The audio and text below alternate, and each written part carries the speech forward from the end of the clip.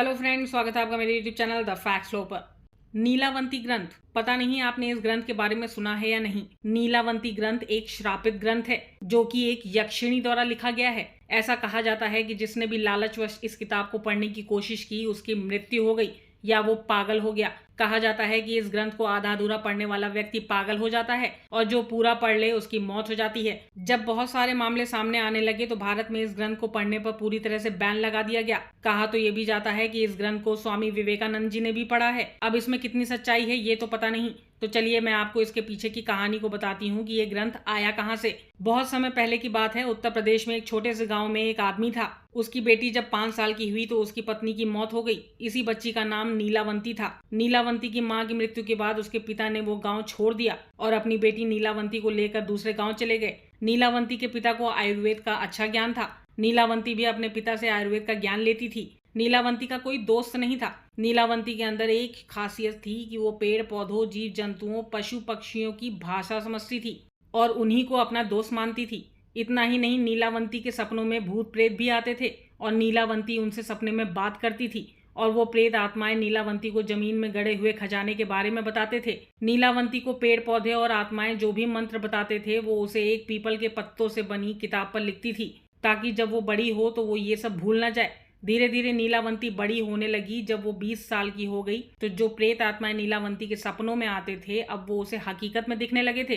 कुछ समय के बाद नीलावंती को एक आत्मा ने बताया कि वो एक श्रापित यक्षिणी है जो एक श्राप के कारण इस शरीर में फंसी हुई है और इस दुनिया से बाहर नहीं निकल पा रही। उसे अपनी दुनिया में वापस जाना होगा। जब नीलावंती को ये बात पता चली तो उसने ये बात अपने पिता को बताई। तब उसके पिता उससे कहते हैं कि बेटा, अगर तुम इस दुनिया की नहीं हो और किसी श्राप की वजह से तुम यहाँ फंसी हो तो मैं तुम्हें नहीं रोकूंगा। तुम अपनी मर्जी से अपनी दुनिया में जा सकती हो। नीलावंती को एक अच्छी आत्मा ने बताया था कि यहाँ से 35 मील की दूरी पर एक गांव है और उस गांव में तुम्हें एक बरगद का पेड़ मिलेगा। वहीं से तुम्हें अपनी दुनिया में जाने का रास्ता मिलेगा और तुम्हें अपने रक्त के साथ साथ पशु पक्षियों की बलि भी देनी होगी। इसी बात को ध्यान में रखते हुए नीलावंती जंगल से होकर जा रही थी। तभी उसे एक व्यापारी मिला जिसे लुटेरे उसे लूट कर मारना चाहते थे और व्यापारी अपने आप को बचाते हुए जंगल में पहुंच गया जहां वो नीलावंती को देखकर बेसुध हो गया। जब व्यापारी को होश आया तो उसने अपने आंखों के सामने नीलावंती को पाया। नीलावंती इतनी खूबसूरत थी कि वो व्यापारी उसे देखकर मंत्रमुग्ध हो गया।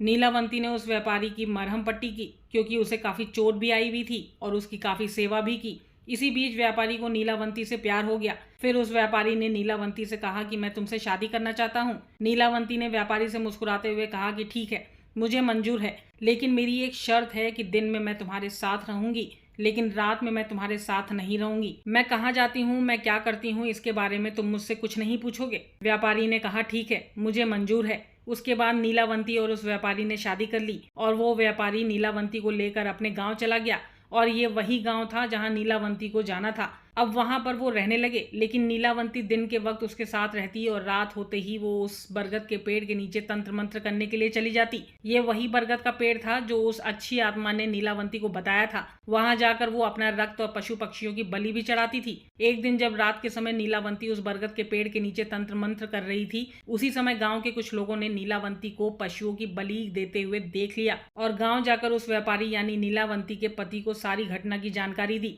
जब अगली रात नीलावंती अपने समय के अनुसार रात में तंत्र साधना के लिए निकली तो उसके पीछे वो व्यापारी भी चला गया और उसने नीलावंती को तंत्र साधना करते हुए देख लिया। लेकिन शर्त के मुताबिक वो व्यापारी नीलावंती से सवाल नहीं कर सकता था कि वो क्या कर रही है। नीलावंती को पता था कि वो इस बरगद के पेड़ के नीचे तंत्र साधना करके ही अपनी दुनिया में जा सकती है जो सिर्फ यक्षिणी की दुनिया थी। उस आत्मा ने नीलावंती को बताया था कि जब तुम बरगद के पेड़ के नीचे तंत्र साधना के लिए जाओगी तो बरगद के पेड़ के बगल में एक नदी है जिसमें उसे एक बहती हुई लाश दिखेगी और उस लाश के गले में एक ताबीज होगा। तुम्हें उसे खोल लेना है और उसके बाद उस नदी में तुम्हें एक नाव पर सवार एक आदमी दिखेगा। तुम्हें उस ताबीज को उस आदमी को दे देना है। वो आदमी तुम्हें दूसरी दुनिया के दरवाजे तक पहुंचाने में तुम्हारी मदद करेगा। उस आत्मा से नीलावंती ने यह भी कहा था कि तुम्हें अपनी दुनिया में वापस जाने का सिर्फ यही एक मौका है, इसके बाद उसे ये मौका दोबारा नहीं मिलेगा। नीलावंती ने साधना के अंत की तैयारी कर ली। गांव वालों को नीलावंती पर शक हो गया था कि वो कुछ गलत कर रही है। उन्होंने सोच लिया था कि अब वो नीलावंती को पकड़ लेंगे। फिर उस रात जब नीलावंती जंगल की तरफ गई तो गांव वाले भी उसके पीछे गए और ये वही रात थी जब नीलावंती अपनी उस दूसरी दुनिया में जाने वाली थी। नीलावंती ने हर रात की तरह तंत्र साधना शुरू कर दी और पशुओं की बलि भी दी। उसके बाद नीलावंती उस नदी के पास गई जहां वो लाश तैर कर आ रही थी। नीलावंती ने लाश को पकड़ लिया और उसके गले से ताबीज निकालने लगी, लेकिन ताबीज निकल नहीं रहा था। तब उसने मुंह से खोलने की कोशिश की। गांव वालों को लगा कि नीलावंती एक नरभक्षी है जो इंसानों को खाती है। नीलावंती ने उस ताबीज को निकाल लिया था और उसे अब वो नाव दिख रही थी जिसमें वो आदमी था।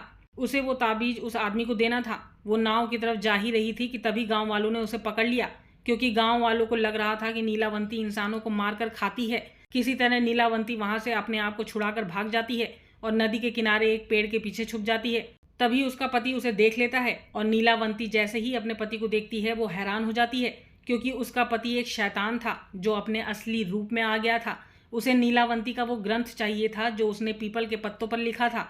उसे ये ग्रंथ चाहिए था ताकि वो खजाने को ढूंढ पाए और कई ऐसी शक्तियां मिल जाएं जिससे वो ताकतवर हो जाए, क्योंकि उस ग्रंथ में अतीत, भविष्य, तंत्र, अंक शास्त्र, ज्योतिष और जादू टोने का ज्ञान था।